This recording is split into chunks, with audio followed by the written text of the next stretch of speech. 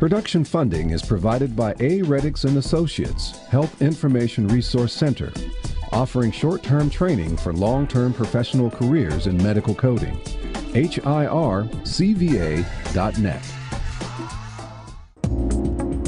Discussing the issues and celebrating the successes of the African American community.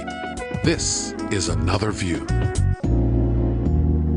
My name is Michael Eric Dyson, and whenever I'm in the Hampton Roads area or in this tradition of celebration of democracy in Virginia, I cannot help but watch not The View, but Another View. If you think Goldberg is great, wait till you check out Another View. Watch it. It's great. Happy anniversary, second anniversary to Another View. I hope you have many more years and celebrate the great diversity and intelligence that characterize this region. And that, ladies and gentlemen, was Dr. Michael Eric Dyson, renowned sociologist and commentator on the American Black experience. And what a way to start our second anniversary show. I'm Barbara Ham-Lee, and welcome to Another View. Tonight, we have a special treat, the debut before the debut, if you will, of a new R&B group from right here in Hampton Roads. They're called House Sinnett, led by our very own WHRV-FM personality, Jae Sinnett, and joining him is lead vocalist Myra Wright. Welcome to the show, you guys. Thank you. I'm so excited we get to show everybody your new album. That is so cool. And to our audience, you see our set's a little bit different in terms of celebrating our anniversary. And we even have flowers. One of our viewers, Miss Silica Box, sent us flowers to say happy anniversary. 2 years on the air. That's pretty cool. 2 years. Yeah. Congratulations. Glad to be here. Thank you. Appreciate that. So, Jay. House Right Sinnett. to it. No, House Sinnett, R&B. Now, I know that the R&B has been in your career and your family, if you will, because you do the R&B Chronicles on Friday nights on WHRV. Right. But in terms of performing, is this a first? No. Growing up near Pittsburgh, I was fortunate, Barbara, I think Pittsburgh had the first FM signal, or FM station, and radio back then wasn't nearly as formatted as it is today. So, I mean, you could hear Aretha Franklin, you could hear John Coltrane, you could hear Chicago, you could hear the Temptations, all on the same format. Sure. So radio back then was a very different situation. But my point to bringing this up is that I grew up on classic soul, the sound and the feel. I grew up on gospel music, singing in the church. I grew up on classic rock. And jazz came much later. And the first music I performed was actually R&B, soul, funk. And after being involved for jazz for 25 years as a performing artist and as a broadcaster, as a performing artist, I decided that I wanted to do something different.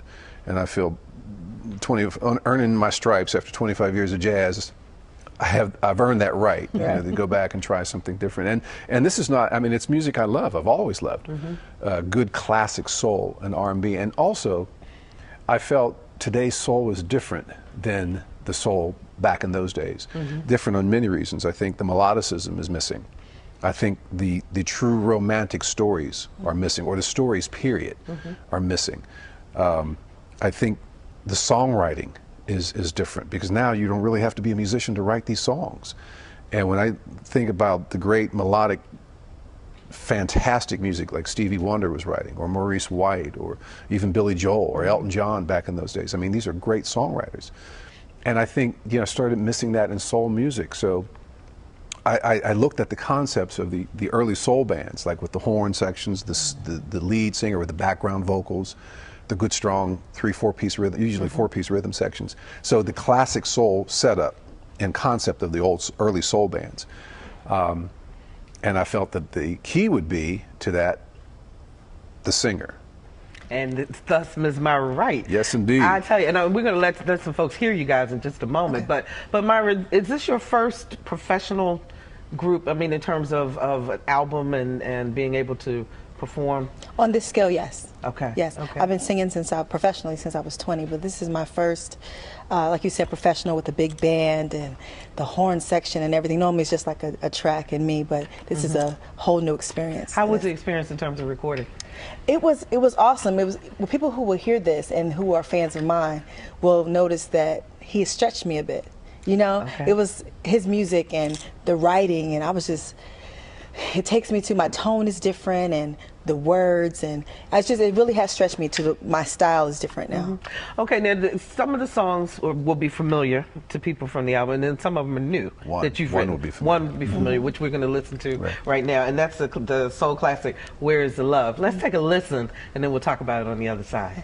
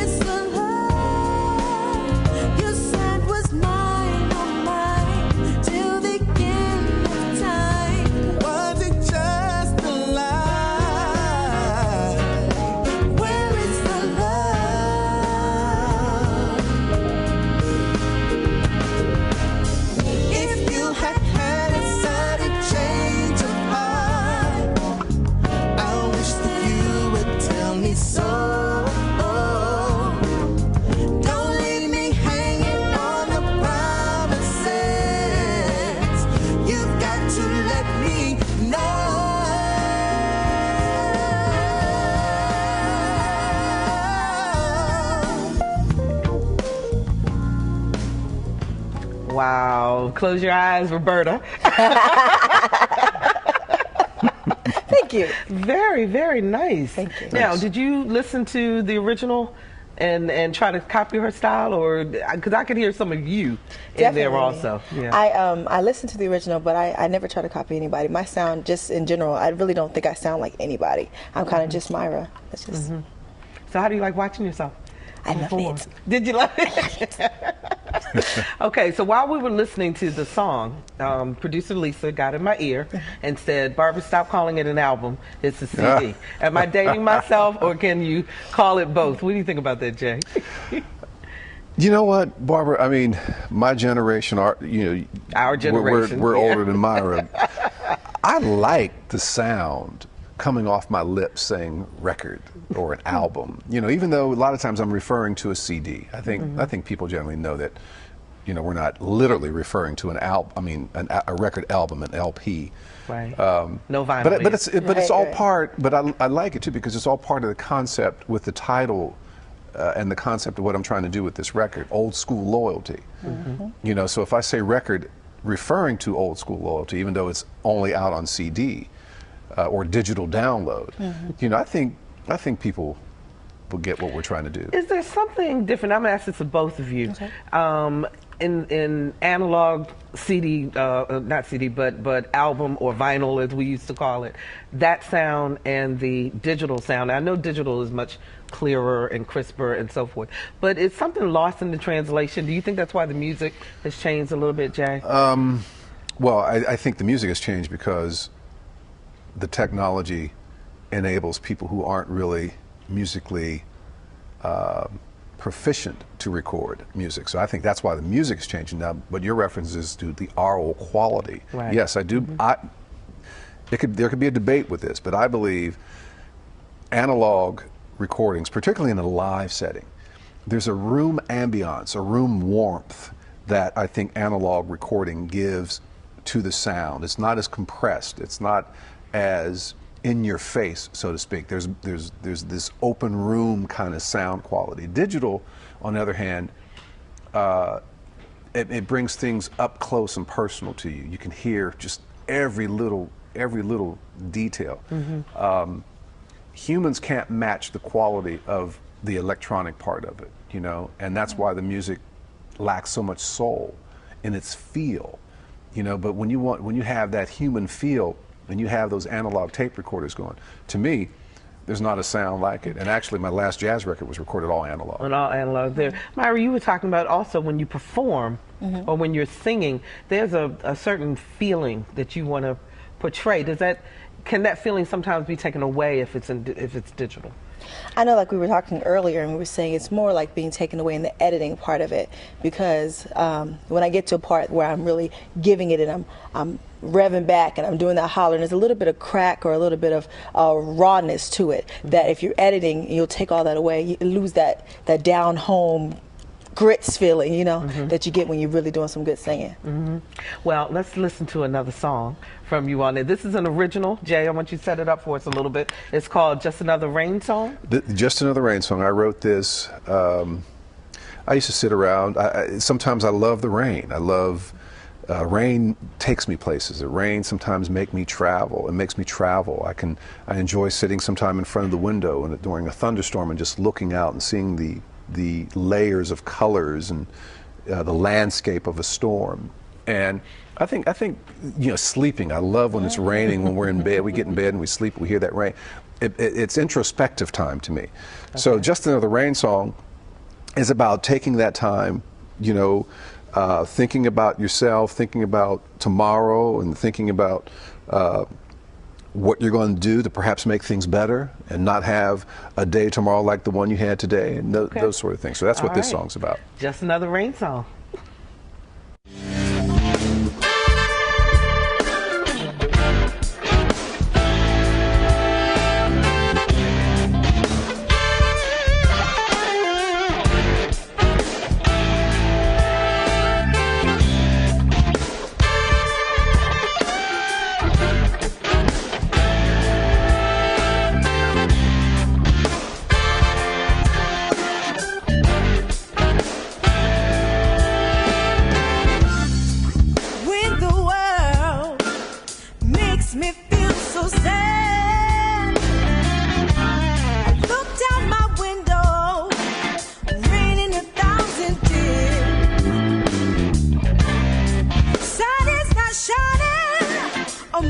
Of what's out there, nature's taking care of crying. I see it everywhere. Just another rain song, rain, rain, playing all night long. Just another rain song, rain, rain, soothing me till I'm strong. Just another rain song, rain, rain, I sing so loud and proud. Just another rain song, rain, rain, just me and no one's crowd. Work is done, shoes off my feet that lay. Favorite chair pulled close to window's pane.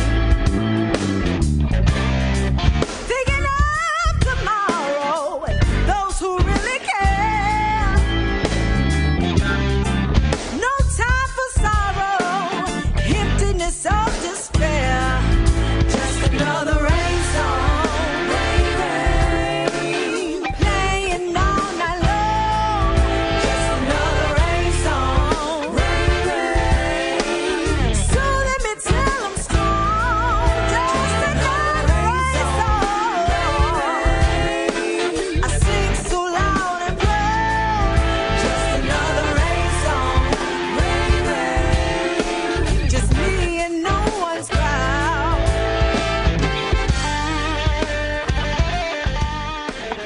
Very, very cool. Thank Now you. I have a question to ask both of you, and I'm going to start with you, Myra. Jay wrote this song. but you had to interpret it in terms of the music. What goes through your head? How do you work that? So, and does he have a lot of influence over that final interpretation? He helped a lot. He tried to, sing it to me a little bit and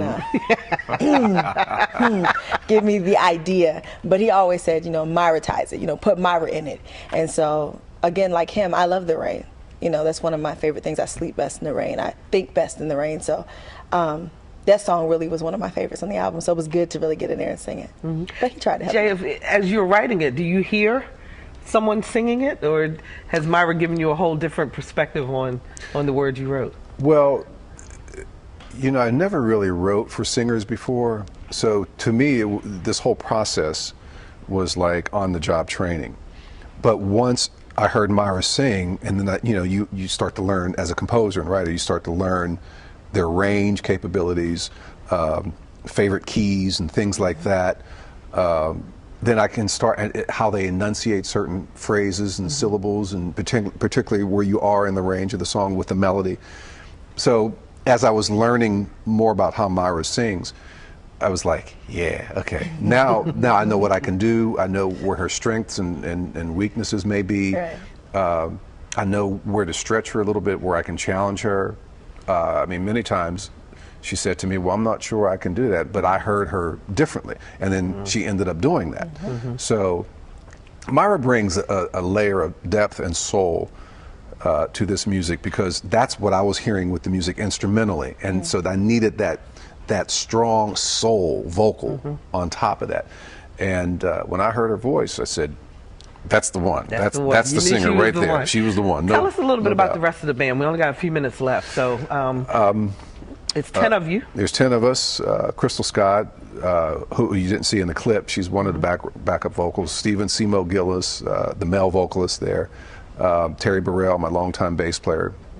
Carlton Savage, guitar. Mike Bertuziak, tenor saxophone, great tenor saxophone work there.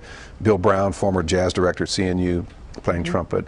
And Eric Musselwhite, another educator over at CNU. So there's a lot of varied talent in the band. A lot of jazz on the resumes, but this is not a jazz venture. But I think because most of us are jazz musicians, we have a deep understanding of harmony, deep understanding of rhythm and melodicism and all those things that I think can bring a very unique touch. Plus the generational thing, I think is important with this kind of music, because I grew up in that classic soul period.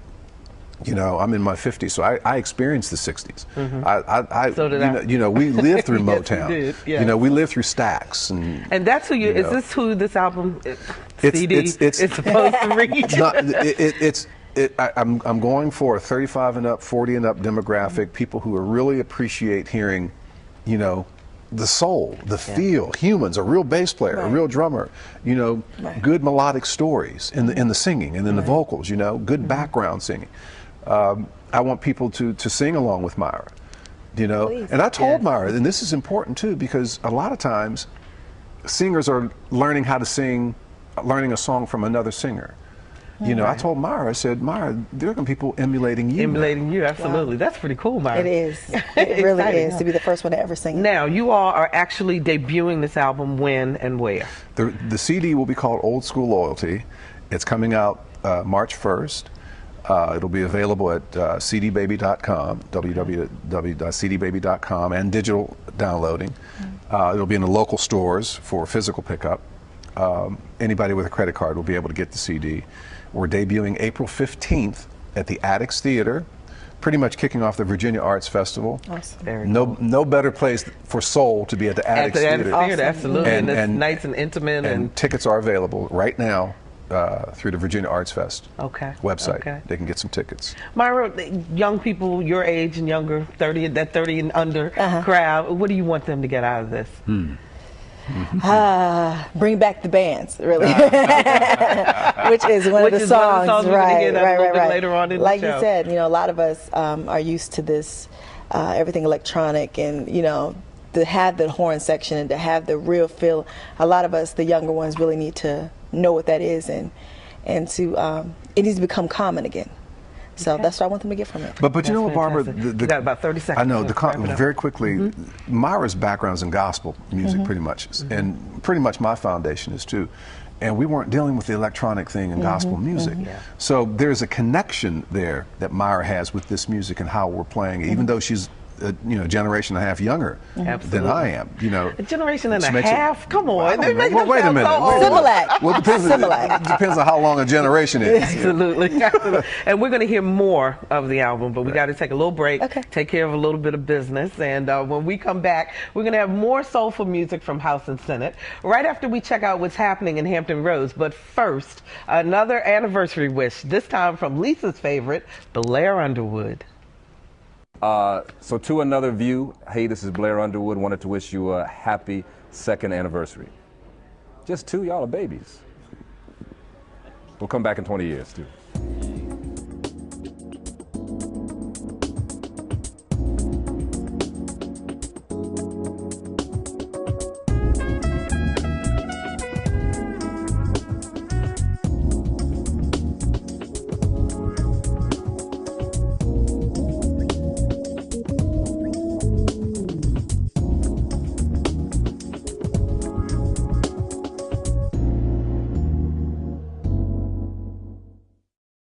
Happy 2nd anniversary to Another View. Thank you so much. Love you. And that was Fikile Mvindula, lead performer in the opera Rigoletto. Thanks for the kiss and the well wishes. And thanks to all of you for your support over these past 2 years. Please visit our website, anotherview.tv, and sign up for our eView newsletter. You can become a fan of Another View on Facebook. And if you can, please become a member of WHRO. Basic membership is $48, and your support ensures that programs like this one continue. We really appreciate your support. Next week, we'll talk about a special program that helps men become good fathers. Now, sit back and get your groove on to more House and Sinnett right after we hear from potentially, I said potentially, the winning coach of Super Bowl 45, Mike Tomlin. And I'll see you next time for Another View. Hi, I'm Mike Tomlin, head football coach of the Pittsburgh Steelers and Peninsula native. I'd like to wish a happy 2nd anniversary to Another View, a show that's providing positive images of African Americans here on the Peninsula.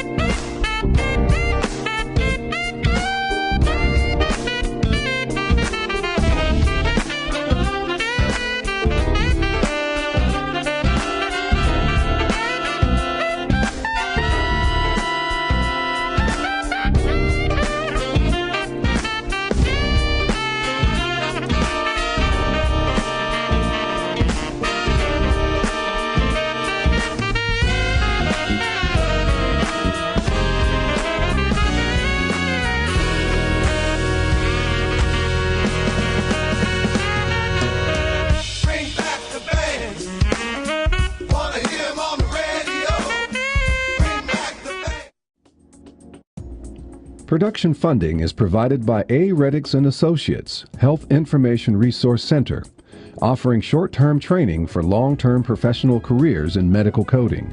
HIRCVA.net.